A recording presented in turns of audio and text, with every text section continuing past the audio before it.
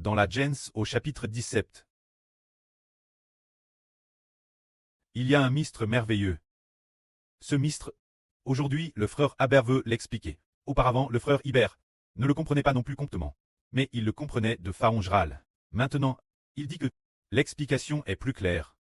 Quand nous lisons la Gens, c'est TRS merveilleux. Quand on arrive au chapitre 17, Abraham a vu son nom chant. En Abraham, ce moment éternel lui est apparu et a dit: Je suis le Dieu Tout-Puissant. On couvert Tout-Puissant ouvre, marche devant ma face, et sois ingrat. J'établirai mon alliance avec toi, et je multiplierai ta descendance l'extrême. C'est dire quelle alliance. Établir, faire alliance avec Abraham, pour que la descendance d'Abraham soit extrêmement nombreuse, extrêmement multiplie, innombrable. C'est dire que Dieu voulait faire alliance avec Abraham, pour que ses descendants soient nombreux, si nombreux qu'on ne peut pas les compter. Qu'on ne peut pas compter, qu'il est impossible de nombrer. Alors Dieu a dit: Voici. C'est l'alliance que je fais avec toi, tu deviendras le près d'une multitude de nations. Désormais ton nom ne sera plus Abraham, mais ton nom sera Abraham. Car je t'ai établi près d'une multitude de nations. Alors l'alliance, c'est pour qu'Abraham change son nom en Abraham, ce qui signifie que il sera le près de nombreuses nations. Ses descendants seront assez nombreux, ce qui signifie vraiment, vraiment beaucoup. Appelle le près de la nation, c'est dire que le près de nombreuses nations est le près de la nation. Le frère Hberest appelle le près de la nation, ce qui signifie que, si l'on n'a qu'un seul fils, on ne peut pas trop considérer comme le près de la nation. Si le frère Hber n'avait eu qu'un seul fils, ce ne serait pas suffisant pour devenir le près de la nation. Ce ne serait qu'un faux près ou une fausse ombrère, c'est tout. Le près de la nation doit certainement avoir de nombreux descendants. C'est pourquoi Abraham a changé son nom en Abraham, ce qui veut dire qu'Abraham a assez de descendants pour former de nombreuses nations. C'est donc le sens d'Abraham. Et quant au frère Ibert, le précleste a dit que le frère Hberest le près de la nation. Il l'a dit maintes reprises. Et là aussi appelle le près de la terre. Cela signifie que les descendants du frère Hber sont assez nombreux pour remplir la terre entire. Pour remplir comptement la terre, et ainsi devenir le près de la terre. Devenir le près de la nation, suffisant pour remplir tout le royaume des cieux. C'est pourquoi il devient le près de la nation. C'est ce que cela signifie. Alors, quand Dieu a dit à Abraham ces paroles, Abraham avait 99 ans. Ce moment-tel, il a encore dit: Je multiplierai ta descendance l'extrême. Des royaumes naîtront de toi, et des rois sortiront de toi. Il a dit: Waouh, la descendance sera nombreuse. Tu deviendras une nation. Des royaumes s'établiront à partir de toi. Une nation s'établira à partir de toi. Des nations viendront de toi. Alors le près de la nation doit certainement posséder une nation. Devenir une population nombreuse, suffisamment pour former une nation. Ou nombreux, suffisamment pour devenir une grande nation de plusieurs tribus. Tout comme le près de l'a promis en disant au frère Hber que la nation soit grande quel point. Avec 12 tribus, le preux fondateur d'une grande nation. C'est ce que cela signifie. Alors il dit encore: Le pré va faire alliance pour Très, le Dieu d'Abraham et de la descendance d'Abraham. Quand la descendance d'Abraham, ils seront le peuple de Dieu. Et c'est ce moment-tel qu'il fit encore alliance en disant qu'il donnerait le pays de Canaan. Abraham et sa descendance, et dit encore, et fit encore alliance en disant d'établir sa femme Sarah comme mère de nation. Quand son nom ne l'appelle plus Sarah, mais elle s'appellera Sarah, mais ce qui est merveilleux, c'est qu'il est dit, tout comme Dieu a dit: Quand ta femme Sarah, tu ne l'appelleras plus Sarah. Son nom sera Sarah. Je la bénirai. Elle te donnera un fils. Je la bénirai. Elle deviendra la MRE de nation. Ce qui signifie la MRE d'une nation. Des rois sortiront d'elle, en disant: Des rois sortiront d'elle. Sarah est-elle enceinte ce moment-elle? Non. Sarah n'était pas encore enceinte. Elle avait DJ. Sarah ce moment-elle avait presque 90 ans. Sans enfant. Pas enceinte. Cependant Abraham avait eu une concubine, qui était Agar, qui avait enfant pour Abraham, un fils nommé Ismaël. Ce moment-tel Abraham dit: Ah, j'ai DJ 100 ans. Pourrais-je encore avoir un enfant? Sarah a DJ 90 ans. Pourrait-elle encore enfanter? Alors Abraham dit, si seulement Ismaël vivre devant ta face. Quand Ismaël il est le fils de la concubine d'Abraham, qu'elle a enfant. Ce moment-tel Dieu dit: Non. Ta femme Sarah va en effet t'enfanter un fils.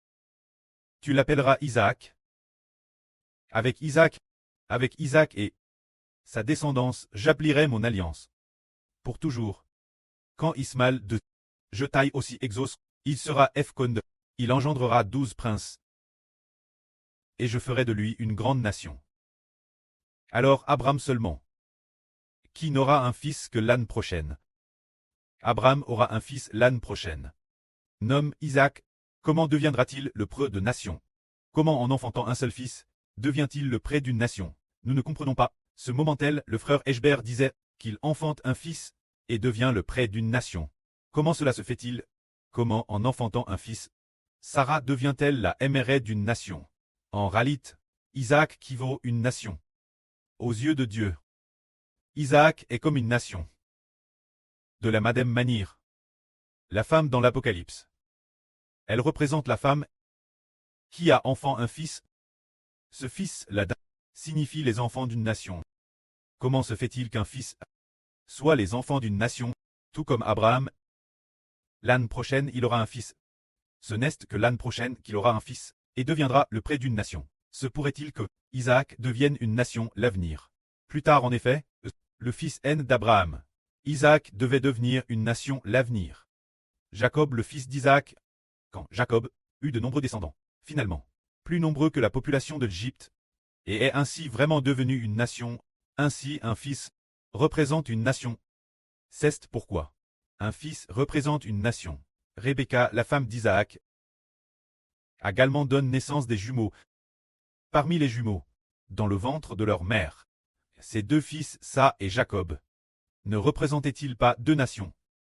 Jacob est la nation d'Israël. Sa est la nation d'hommes. C'est si merveilleux.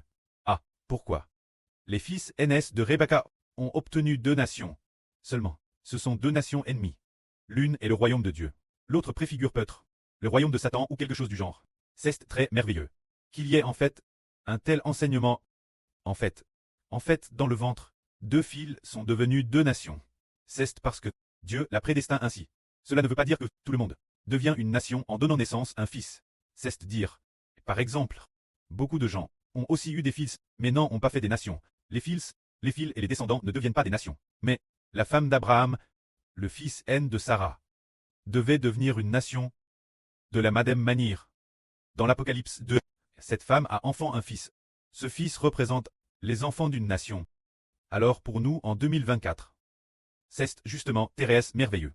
Les enfants de cette nation. Le pré a permis plusieurs reprises. Sur Zaouin de Révère, qu'elle donnait naissance à un bébé. Bien sœur, elle a enfant des BBS plusieurs fois, mais l'une de ces fois, il a TRVL, qu'il s'agissait du bébé de l'Apocalypse. C'est dire qu'elle a enfant un bébé. Ce bébé était d'abord tenu dans les bras de frère Heber, puis, il pleurait un peu. Frère Heber allait sur Zaouan le tenir. Sur Zaouan l'a tenu dans ses bras. Puis, lorsqu'il était posé sur son pôle, il s'est avoué que sur Zaouan ne portait pas de vêtements. Elle était complètement nue. Ce moment-elle, elle a baissé les yeux et a découvert sur son ventre qu'il était couvert d'écritures de différents pays. Chaque pays, l'écriture de chaque nation. Ce moment-elle, ce bébé qu'elle portait, le bébé qu'elle a mis au monde, vient de différents pays, de différentes nations, représente une nation, un grand et vaste pays, qui possède 12 tribus, suffisant pour former 12 tribus. Un grand et vaste pays. Cette époque, la population atteint 2,5 milliards d'habitants, tant d'enfants d'une nation. Alors que n'est-il? Est-ce vraiment ainsi? Nous voyons dans l'Apocalypse, ce sont les enfants de cette nation. Quand devient-elle une nation? Quelle est la taille des enfants de cette nation? La septième trompette sonne. Les enfants de cette nation seront tous réunis. Dès que la septième trompette sonne. Ce bébé est N, ce qui signifie que la septième trompette, le frère Ashber a dit autrefois que ce serait probablement en 2038. Une fois l'an 2038 arrive, se dire par rapport maintenant, il ne reste que 12 ans. Pendant ces 12 ans, nous devons donner naissance aux enfants d'une nation. Actuellement, l'évangile est sans cesse propague. L'évangile est continuellement prêche et prêche. Beaucoup de gens sont baptisés et croient, et deviennent ainsi les enfants de cette nation.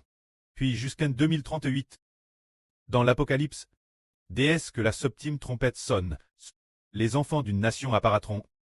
Les enfants d'une nation, ainsi d'ici 2038. Tout le monde dira, je suis un enfant du royaume des cieux. Tout le monde, 2,5 milliards de personnes, Les 2,5 milliards de personnes prédestinent la vie éternelle diront. Je suis un enfant du royaume des cieux. Je suis un enfant de Dieu. Je suis un enfant du Christ. Je suis un enfant du frère Hbert. Il est le preux de la nation. Je suis son fils. Je suis sa fille. Tout le monde parlera ainsi. Parce que la Bible Hervel, le livre d'Esaïe dit, ce moment-là, les enfants d'Israël diront tous, j'y crierai. Je suis l'Éternel.